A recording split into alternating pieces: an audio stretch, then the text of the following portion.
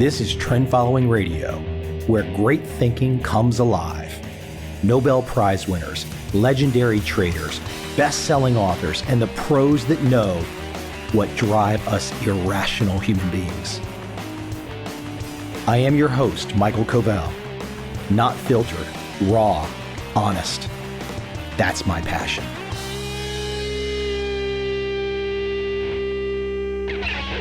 My guest today is a biologist, entrepreneur, and inventor.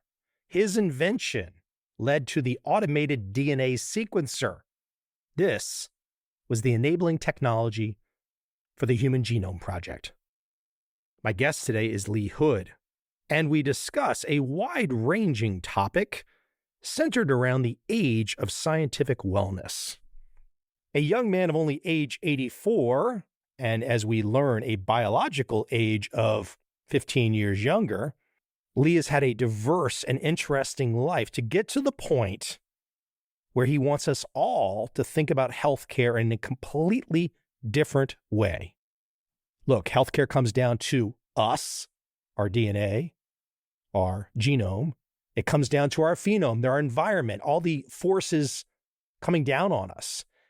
If we can measure all of this at a very detailed level, our healthcare, our lifespan, it all changes. Without any further delay, let's jump right into my conversation today with Leroy Hood.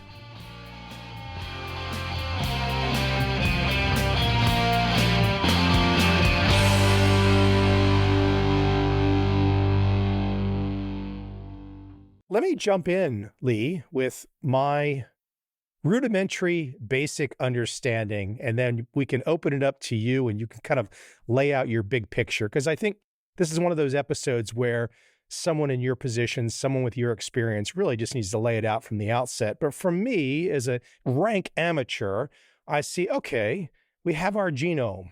You've been involved in that world for a long time. The building block of life, us. Then we have our phenome, which is us interacting with our environment, all the things around us. And then ultimately, if we're looking at these issues, we can start to think about a digital measurement of it all. And if we can allow ourselves to connect those three, you see an opportunity for healthcare that's never been imagined yet, or we've not executed yet in the course of human history. This is really big new territory where you want to go. That's correct. A little historical background. I would argue that health is maybe one of the most fundamental human traits necessary for every productive and creative aspect of our life, be it normal development, be it education, be it success with jobs, be it creativity, be it connectivity to the rest of the world, people of the world, and so forth. I think what is really interesting about health is that 2,500 years ago, the Greeks really figured it all out in the first instance by saying health is all about three things: the fates, your own behavior, and your environment. In fact, what is really striking, as we'll discuss later, is the phenome is exactly that. It has three elements. The fates are called your genome, your own behavior, and your environment together make you what you are at each instance of your life. Those different instances are called the phenome. We can measure your changing phenome by looking at blood and by looking at your microbiome and digital health, many other kinds of things. I would argue at a high level, this data-driven approach to health is going to lead to one of the largest revolutions ever in the history of medicine, because it is going to push us toward a healthcare that is focused on wellness and prevention, as opposed to being focused only on disease, as we are primarily today. I'll go on and say that we've had some initial forays in this direction that really validate that whole thesis in ways that are very, very powerful. Those are all things we can talk about as we move on later. The essence of the idea of data-driven health is really simple. It is to say we have the ability to measure your health trajectory, to assess it, to optimize it with regard to wellness and the avoidance of disease. And that is to say that your health trajectory has three different components. We're born in wellness, that is one component of health. All of us transition from wellness to disease many times, and that transition is the second component of health. Third, the progression and evolution of disease, generally to terminate and move you back toward health, is a final aspect of this. In data-driven health, we have the power to improve wellness. We have the power to identify transitions years before the disease is diagnosable. We will in the future have the ability to reverse disease at this early point before it ever manifests itself. Finally, we can apply the very powerful techniques of precision medicine, systems thinking to disease and have much more effective approaches to extant disease that has to be reversed. That's the big overall picture. Lee, I would be amiss, given your background, your expertise, your inventions, your insights, I'd be amiss if I didn't take you back to perhaps your earliest moment, your aha moment. I'm not sure what it is exactly, but I do think there is a family connection that was important to your life, your brother. I think that'd be an interesting story to share with the audience, and perhaps how that helped to motivate and inspire you over the course of your career. As an outsider, it's quite remarkable when we're talking about the building blocks of humanity, of us. It's so interesting in your own family to have such a divergence, such a deviation when it comes to the genes. Quite interesting. Can you share some of your early story? I was 6 years old. I'll say parenthetically, I grew up in a small town in Montana. Montana was a terrific place to grow up. Kids had lots of freedom to do healthy things, and we were always outdoors running around the mountains nearby Missoula and things like this. When I was 6 years old, my brother Glenn was born. He turned out to have Mongolism, to be a Down syndrome child. I remember being struck when I asked my physician, our physician, what was the cause of it. He said, "We have no idea whatsoever." When I was 6 years old, this was roughly 1945. It was before human chromosomes had been investigated. It was 20 or 30 years later before one came to realize that the Down syndrome was actually an abnormality of the duplication of a small chromosome that led to all of the complex phenomenology. I remember asking the doctor, it seems like he's different in a lot of ways. Don't we understand? Is there some major thing that's happened? The doctor kept saying, I don't know. And I was struck by that as a fact. It got me thinking about biology and about science and things like that. When I went to high school in an even smaller town in Shelby, Montana, I had three of the best high school teachers I ever had. What was unique about these teachers, apart from their terrific capacity to teach their various subjects, was they treated me more or less as an equal. In a period of 3 years, made me realize that I had the potential to do something really exciting and that I should think about going outside of Montana and exploring education in other areas.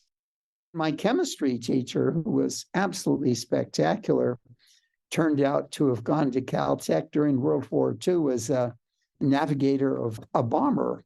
He thought the school was so good that he would send any good students he got teaching high school chemistry and biology and things to Caltech in the future. It was he who persuaded me to go to Caltech. I will say he led to one more important insight. That was he asked me to help teach sophomore biology my senior year, because he said probably more biology than I do, and got him to agree to let me teach it out of Scientific American. This was back in 1956. And I remember teaching one article that really changed my life in big ways, an article on the structure of DNA. I think I understood 1% about the structure and what it implied. I thought, this is beyond cool. This is something I'd really like to get involved with and come to learn about, understand how information is encoded in this thing and generates human beings. Again, my chemistry teacher persuaded me to go to Caltech, and I got a terrific background in science and chemistry, in physics and mathematics and so forth. Had almost no human biology. That was the reason I decided at the end of my bachelor's degree at Caltech to go to Johns Hopkins to medical school. They had an accelerated program for students that wanted to do unusual things. What I wanted to do was go get a PhD right after I learned about human biology and study something I was excited by. That, in fact, is exactly what happened.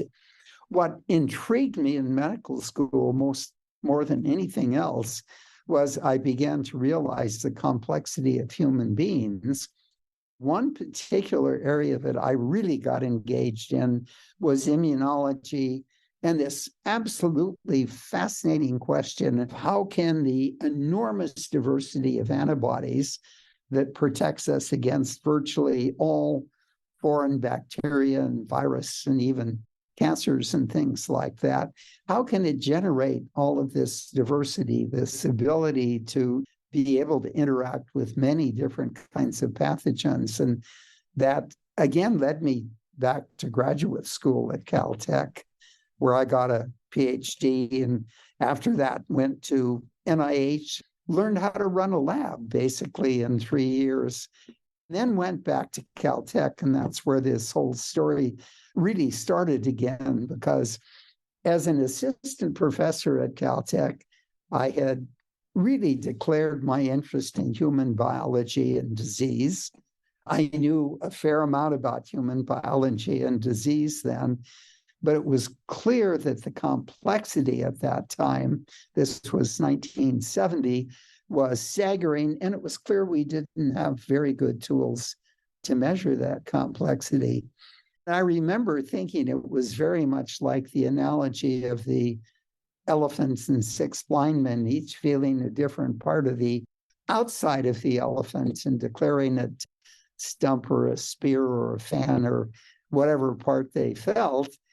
I realized that in thinking about it, the only way one can ever deal with the complexity of human beings is to generate a lot of data. That really is going to be the key to deciphering this complexity.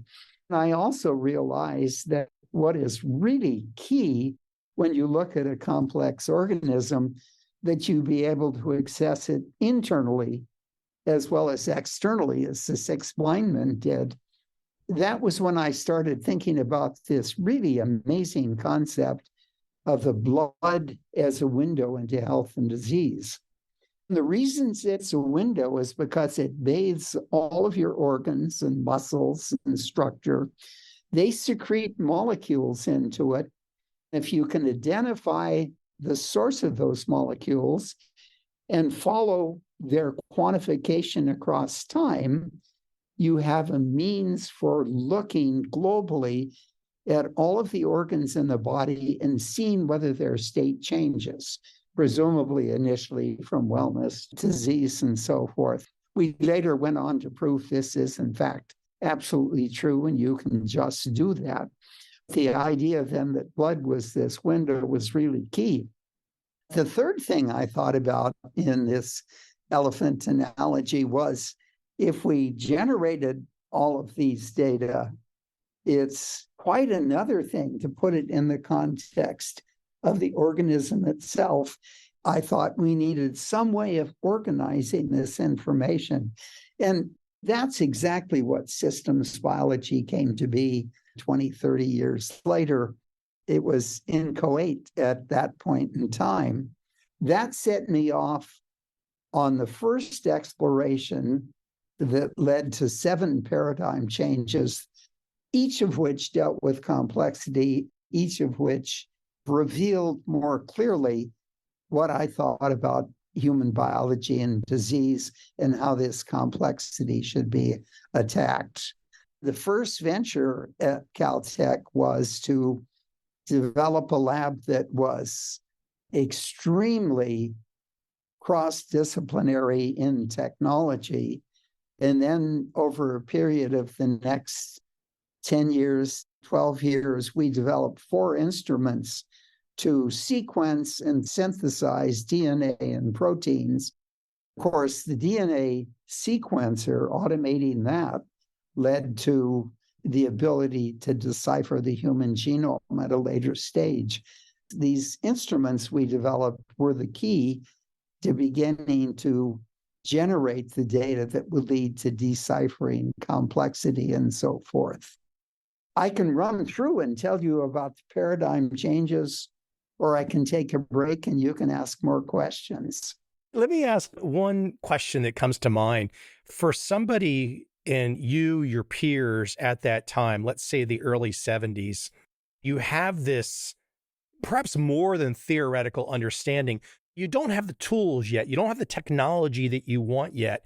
You must have been able to imagine that the technology was going to come at some point in time. That must have been frustrating, having to wait for the technology to catch up to your ideas.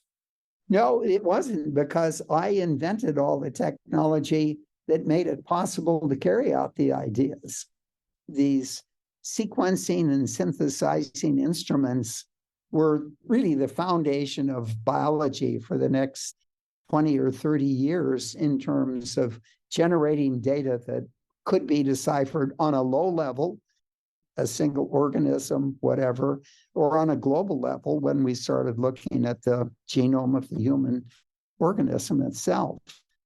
I think one of the really empowering ideas was, look, if you need things, you can invent them yourself. You don't have to wait for someone else to do it.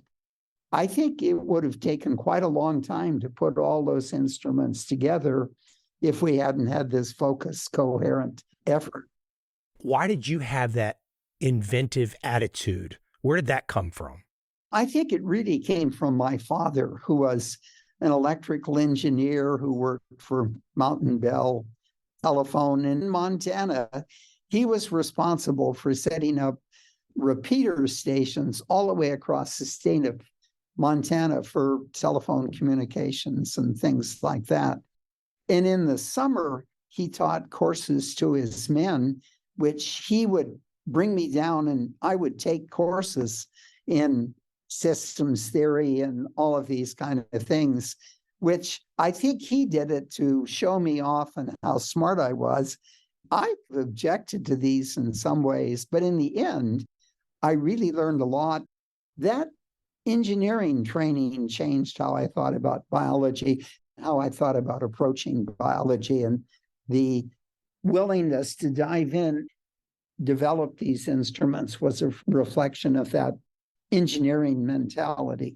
You've got this experience early on with your dad where you're already thinking about data, perhaps data transmission across telephone lines, whatnot. And then that allows you from a biology perspective to start thinking data, data, data. You're thinking about data the whole time. Exactly. It got you thinking about data. It got you thinking about instrumentation for generating data, transmitting data, and so forth. Next step in that, of course, is the computers we have today, and especially the hyperscale AI that represented by ChatGPT-4 and things like that. Here's an issue that I want to bring up, perhaps controversial. we just go through this situation with COVID and the pandemic. My father's a doctor, he's a dentist. I don't have any medical training. I'm an observant guy. I watched this unfold, this pandemic, and I happened to be in Asia while it unfolded. And I kept thinking, where's the logic? Where's the openness? Where is the conversation with people? I felt like here I'm having a conversation with you. You're very open. You're very detailed. You're explaining. I felt like that part of what should have taken place during COVID didn't really happen. I felt more fear. Then I would hear tangential things like, well, my numbers might be wrong, but let's say 80% of people that were passing on from COVID had 2 to 4 comorbidities, these types of things. I think, well, hold on, that's not my situation. That's not my friend's situation. It became quite interesting in the sense that it seemed like an opportunity for a rational conversation around the world. We didn't really have that. Is that a fair assessment? I think it's a pretty fair assessment. And I think in part that was political in nature. For example, the origin of COVID, China, I think they blocked information about how it arose. There were still big arguments about whether it came from a lab or whether it came from an animal. The important point is they really suppressed information. They made it very difficult to make that determination. And now, years later, we're still arguing about that. I think exactly the same was true in the US. I mean, our president, Trump, from day one said this is trivial. It'll be over in 2 or 3 days. He kept on harping that this was trivial, just a minor kind of thing. He blocked in many ways an appropriate kind of response. I think what's really striking and telling is in Australia, what happened is the scientists and the politicians came together on day one. They agreed to a strategy of openness, education, employing the protections that scientists had argued for from day one. And of course, the difference between Australia and the US in terms of death is just about a factor of tenfold. I think that says it all.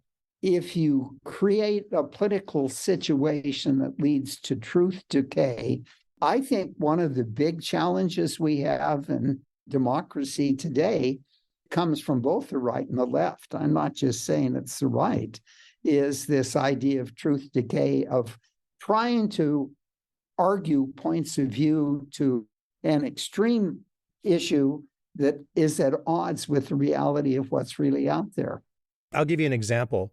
At the time, I was in Vietnam during most of the COVID pandemic. And by World Health Organization metrics, my home country, America, is the most obese country in the world. A few South Pacific islands, perhaps more. And Vietnam, by World Health Organization metrics, is the least obese country in the world. When the information started to come clean beyond the truth decay, I started feeling bad for Vietnam because I thought, well, they're in a different situation than America, considering the obesity issue. And that's still difficult for me to wrap my arms around because, look, we all know what's happening because of the pandemic all around the world, different countries in terms of the economics and how it's really set people back. I guess the larger issue that I bring up, it's right in the heart of your world right now, your big picture of recruiting 1 million people, is that it seems like when all of the data starts to be assembled, we have such different populations across the world, different conditions, different chances for disease. That can cause some populations to get, let's say, not as trustworthy or perhaps angry towards other populations. If we know a lot, if there's a lot of truth on the table, that can cause people to react in unpredictable ways. Yeah, I would agree with that. I think this issue of racial balance in the data we generate in humans is absolutely essential because it is quite clear that different races respond to the genes that cause different diseases in very different ways. A simple example is the gene that causes the highest likelihood of Alzheimer's is called ApoE4. If you have two bad copies of that gene, one from your mother, one from your father, you're in a particularly tough situation. What's really interesting, if we compare the Japanese population that has two copies of the bad gene with that from Americans, Caucasians, the Japanese are 3 to 4 times more likely to get Alzheimer's. If we compare Caucasians with African Americans, we're twice as likely to get Alzheimer's. If we compare any of those with Hispanics, this gene does not cause Alzheimer's as far as we can detect. So it means it's really essential, whether you're in China, they presumably have at least 450 different tribes. It's critical that you include all of those in this data-driven approach to health. And in the US, we have larger minority populations, but it's equally critical that they're going to be included as well. One of the nice things about the Million Person Project we're proposing on this data-driven genome-phenome analysis over a 10-year period is our clinical partner who has access to, of the order of 30 million patients, is present in 120 hospitals across 13 states in the South and Southeast. They overlie large African American and Latino populations, which can be included in this process once we initiate the Human Genome Initiative. Let me keep it at the truth part for a moment, then the privacy part, how you imagine these working. It sure seems like to me that, using COVID as an example for a moment, it seems like during COVID, if there would have been, in terms of the people that were most affected, if there would have been perhaps more truth about that, that could have been more helpful. Whereas I felt like during COVID, the leaders were more worried about fairness versus truth, whereas it seemed like it was a great opportunity to drive to the core issue. It seemed like it was a great opportunity for politicians during the COVID time to get right into this phenome world of, hey, this is a really bad disease if you're carrying too much weight. If you are obese, this is a really bad disease. It felt like that message never came. It was kind of just glossed over from my perspective. How do you feel about all of these complicated issues when it comes to the truth versus privacy versus fairness? As you just mentioned, there's different racial groups. It doesn't work to make us all fair. I mean, like your brother, things aren't fair in life. How do you best explain and get people to come to the table on a very complicated conversation like this? I'll tell you what has been very striking. Studies we've done on pregnant women, we've looked at about 100,000 of them, across pregnancy. We're able to demonstrate two really important things. There was a striking difference between vaccinated mothers and unvaccinated mothers with regard to two things: mothers' health across pregnancy. It was increased in the unvaccinated, but especially the delivery of abnormal fetuses, unusually small, preterm birth, preeclampsia. Those things all were increased in the mothers that were unvaccinated. Clearly, with regard to COVID, it had a big impact on people's health. There was even a striking difference between doubly boosted mothers and just vaccinated mothers without the boost. That's unequivocal data that shows the compelling power of what a vaccination can do for you. Talking about truth decay, the anti-vaxxers, the people who were arguing against it, that it was leading to all sorts of difficulties and so forth, I think they did the country an enormous disservice. I think if you really look carefully, at red as opposed to blue states, there, at least initially, were some very striking differences in how people responded to the disease and things like that. That is in accordance with levels of education and vaccination and things like that. I think this idea of truth decay is critical. I think a key way to approach that is in high school, teaching people about truth decay, giving them the education and the understanding to be able to talk openly and rationally about health and healthcare and what you need and things like this. For example, ISP, we have a wonderful education group, the Logan Education Center, that has 6 or 7 people that works through K through 12 education. Recently, we've taken 2 chapters from a book I wrote on systems biology, one on systems medicine and the other on P4 healthcare. We composed a 20-unit course over the course of a year that gives these kids an idea of just where medicine is going in the future. And I'll argue kids that come out of that class, and we're running the first one this year, will know more than 95% of the doctors about the future of medicine and about the imperative of a data-driven approach toward health and the movement toward wellness and prevention, and away from a total focus on disease that more or less exists in healthcare today. Let's use a good example. Let's use you. Let's talk a little neuroplasticity. Let's talk about your brain for a moment. As far as I know, you're not 45 years old. What's interesting is from the data we generated on a population that ranged from 5,000 from 21 to 93, we were actually able to develop an algorithm that is able to determine for each individual their biological age. Your biological age is the age your body says you are, as opposed to what your birthday says. The lower your biological age is below the birthday, the healthier you are. We showed in this Airvale program, which was focused on scientific wellness and prevention, for women, for every year you stayed in the program, you lost 1.5 years of biologic age. For men, you lost 0.8 years of biologic age.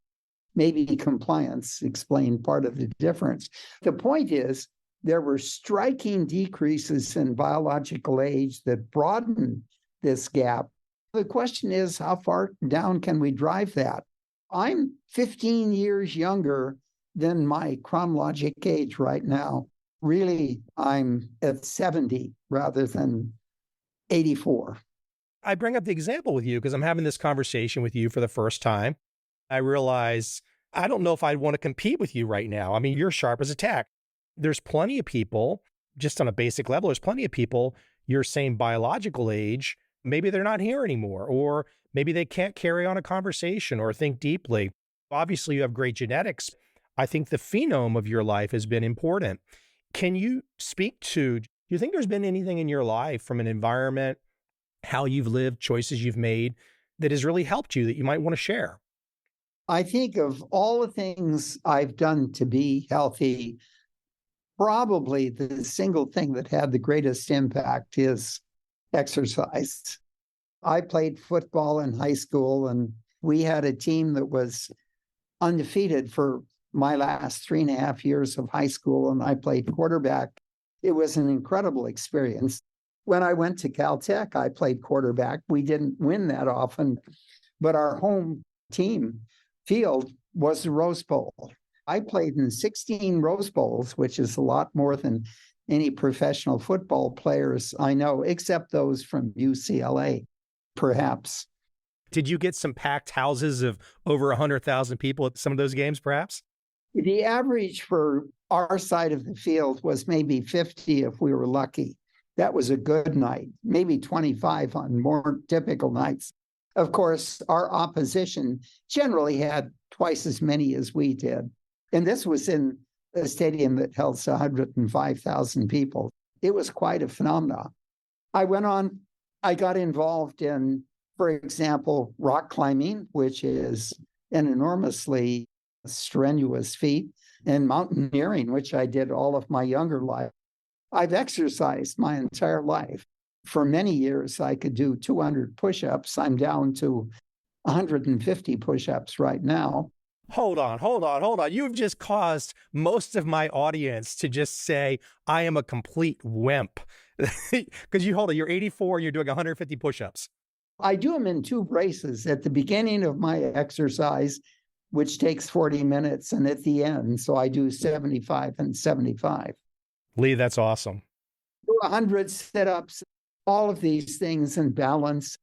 Fasting is another thing that is really important, because I did gain weight and go up to about 190, lost about 25 pounds to get back to my college football playing weight, which is about 170 pounds.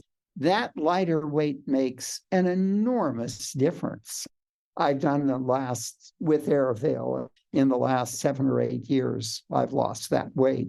You can keep it off by appropriate diet, exercise, sleep, and all of those kind of things. What's interesting, aerobic exercise hyperoxygenates your brain. I think that's one thing that's extremely healthy for your brain, to have that hyperoxygenation once or twice a day. What's interesting about your story for the audience to imagine, now, if we hear your story, Lee's story, then we start to imagine millions upon millions of other stories, good and bad. And then we are using our most advanced technology to trace. And then we start to really get down to the basic building block level.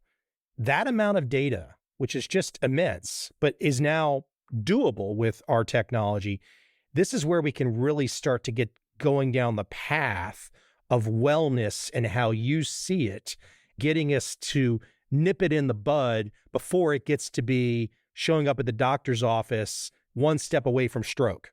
Right. Speak to me about the million-person project. You can put a little more flesh on the bones than me in terms of how you see that unfolding and the type of data that you can imagine we can pull together. And some of the first steps that once we have this data, because this is not going to all happen overnight, or maybe it will. Maybe you could add some time horizons to the work that you've been involved in. Is this going to stay as a linear thing, or are we going to eventually see this acceleration, almost an exponential curve of adoption? I think it's going to be an exponential curve as acceptance is one. Let me just say that in 2015, I started with Nathan Price, my co-author on this book of wellness and prevention, a company called Airavail that recruited over a 4-year period almost 5,000 people. We had this beautiful longitudinal phenomic data. We've published probably close to 30 papers from that data set. What each of those papers did was provide a story that gives a glimpse into what data-driven health is really all about. I can give you examples. Number one, we were able to show beautifully in that population of 5,000, 167 of them transitioned to different chronic diseases. We looked at 10 of them and proved for all 10 of them that we could find proteins that were abnormally high in the blood from 1 to 4 years prior to the diagnosis. In those 10 cases, it was cancer. We could, in some cases, show those proteins fit into biological networks that were characteristic of the kind of cancer that they had diagnosed. What this gives us confidence is that we now can detect chronic diseases at their very early state, and we're now positioned to be able to reverse them. Think about 5 years. Maybe we can cut down chronic diseases by 50%. Of our $4 trillion we spend on disease these days, 86.6% of it goes to chronic diseases. that would lead to a staggering series of cost savings if we dealt with just the major four chronic diseases: diabetes, cancer, heart disease, and Alzheimer's. We're going to get representative examples of each of those in our initial efforts to show how powerful this data-driven approach toward health is going to be. A second thing that we discovered is we were able to identify more than 200 actionable possibilities in Airvale that came from statistical associations of data bits in the 6 different types of data that we had with one another.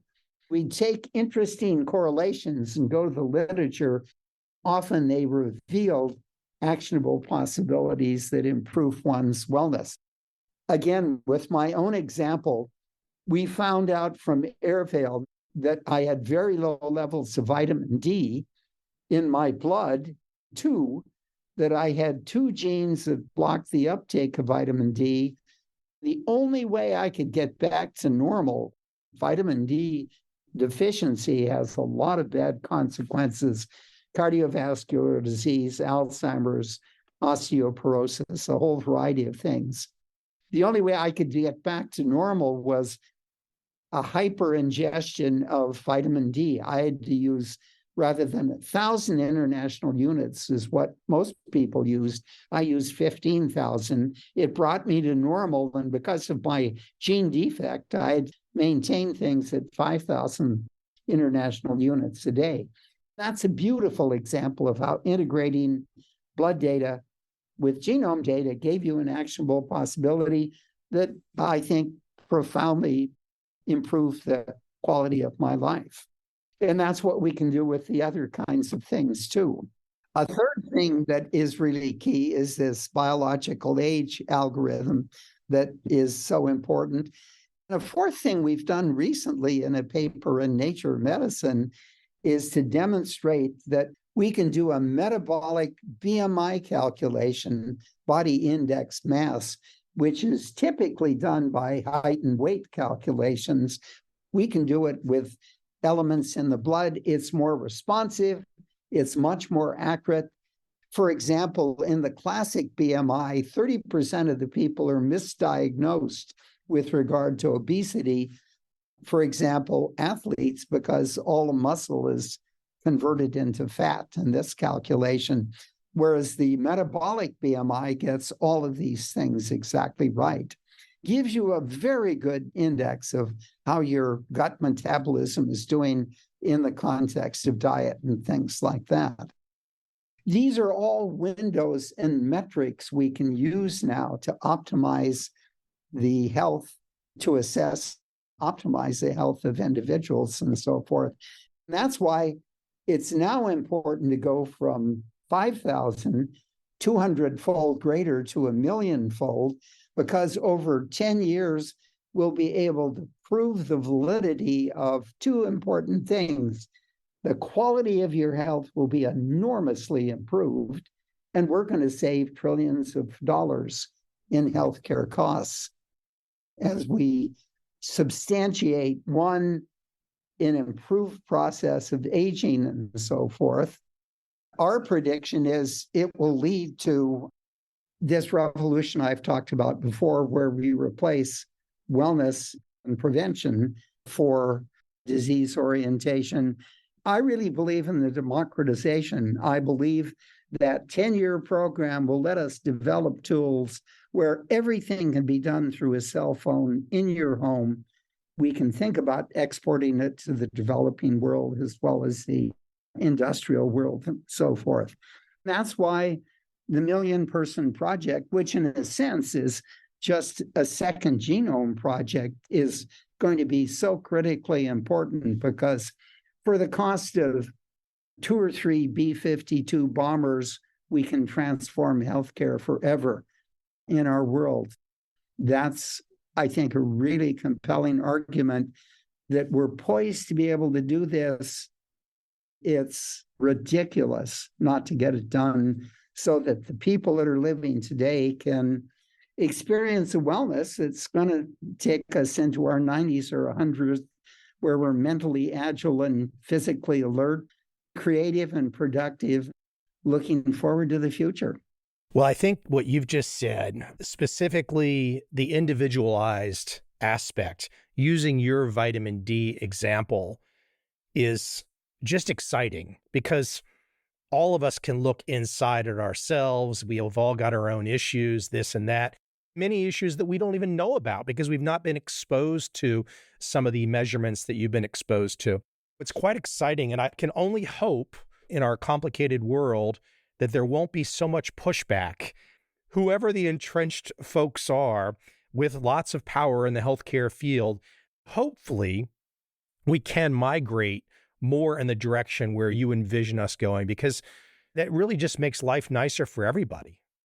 I think it will profoundly change the slope and direction of many people's lives, give them, I think, a sense of being able to do things they haven't even imagined before because you've got a different time scale that you're going to be working on.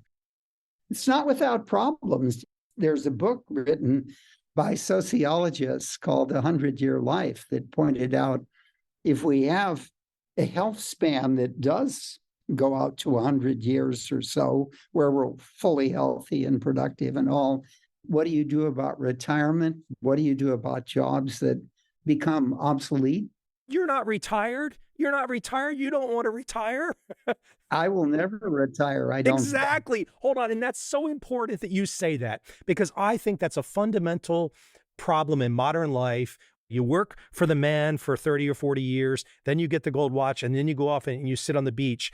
I want to be like you. I don't want to stop. I don't want to stop. Never, never. Look, the key question is what turns you on? And what turns me on is getting up every morning, figuring out what I'm going to do and thinking about where we're going, all the things that have to be done. I mean, if you have a purpose in life, you're never going to retire.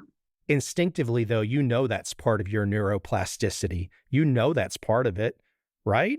Oh, absolutely. Yes, yes, for sure. Everyone has this neuroplasticity. We can reconstitute people that are 80 years old, make them much more functional than they've been for years. That's a part of this new data-driven health that we're going to be pushing. Lee, great stuff. I can't keep you all day. I could probably just sit there and pick ideas and thoughts from you forever. The book, The Age of Scientific Wellness, Why the Future of Medicine is Personalized, Predictive, Data-Rich, and in Your Hands. Very cool stuff. I can only hope everything happens as soon as possible. The book is available everywhere.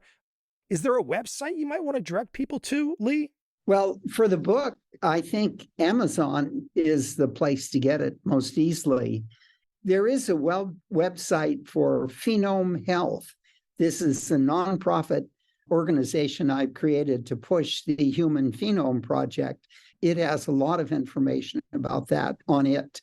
You can look at that and see where we are, what we're doing, what's going on. I think the perfect place for me to end it is to remind my male audience how many push-ups you do each day. Look, I'm really active. I do a lot of stuff, and I'm going to go run sprints at the track after our conversation. I know there's a lot of people out there, they unwind the spring, they don't keep going. You're an inspiration, and I appreciate that. Thank you for chatting with me today. I've thoroughly enjoyed it. We'll have to do it again sometime. There's much more to talk about, actually. You're more than welcome anytime, sir. Okay, thank you.